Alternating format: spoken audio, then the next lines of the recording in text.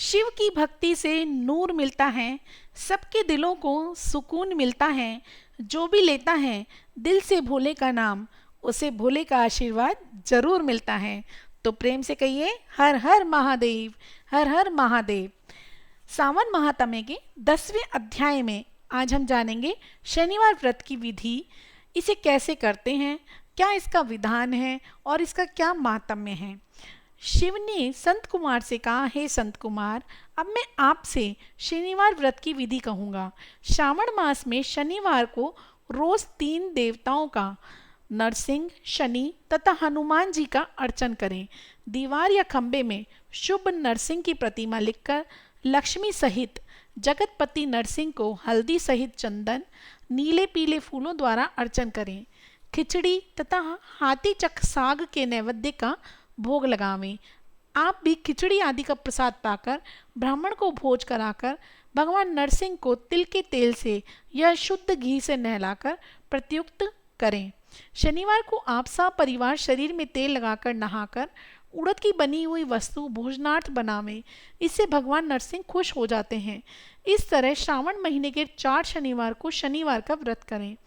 इस व्रत से उसके मकान में लक्ष्मी का सुस्थिर निवास हो जाता है।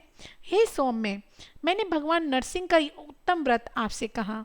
इसी प्रकार शनि के प्रीत्यर्थ जो व्रत करें उसे आप सुने।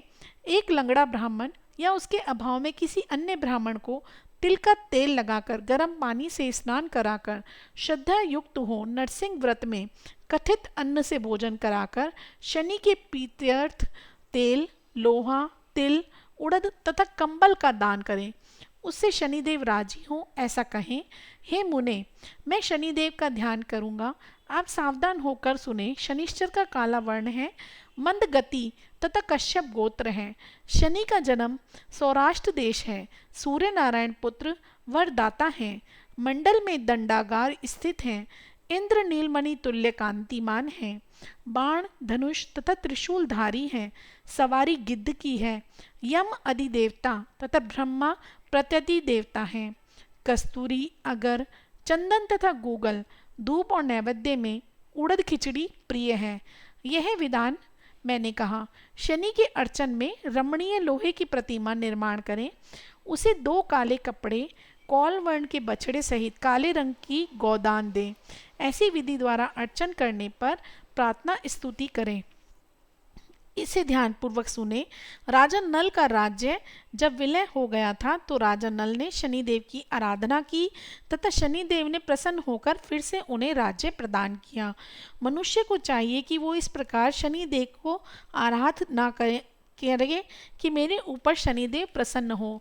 नीलांजल के तुल्य कांतिमान अति मंद ब्राह्मी छाया नाम वाली स्त्री से सूर्य द्वारा उत्पन्न शनिश्चर को मैं नमस्कार करता हूँ। मंडल कोण में स्थित पिंगल नाम वाले शनिदेव को नमस्कार करता हूँ। हे देवेश, मुझे अति दीन पर कृपा करो। इस तरह स्तुति तथा प्रार्थना कर बार बार प्रणाम करें। शनिदेव के अर्चन में शन्नो देवी इस मंत्र का स्मरण करें।